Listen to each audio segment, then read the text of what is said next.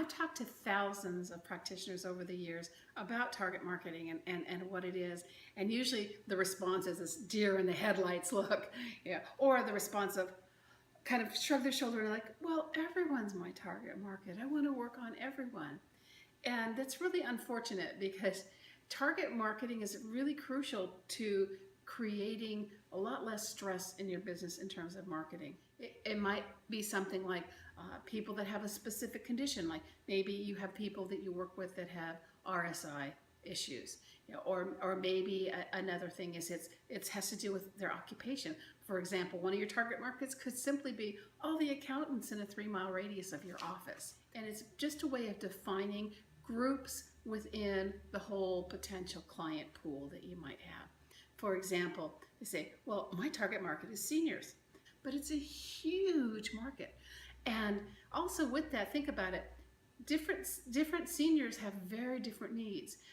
It all really depends on what their vitality level is, what their health is, and what are their concerns. For example, if you're wanting to target seniors that golf 3 times a week, you're going to need a very different approach than if you're really working with seniors with mobility issues and just want to be able to have a higher quality of life.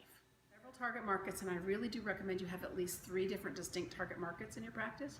First of all, you want an easy market, one that is just naturally attracted to who you are and what you have to offer. And then you might have a couple of other ones that might take a little bit more work, but you find very fulfilling to work with.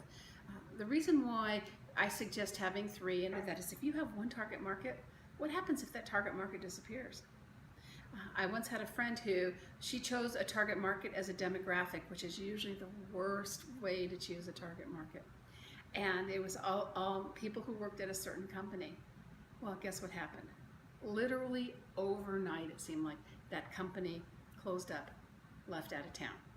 And this woman who had this bustling practice with a waiting list had to start all over.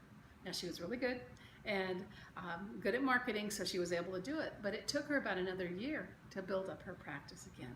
So having that target market saves you the risk of losing a whole client base, keeps you fresh, and keeps you more interested in your work.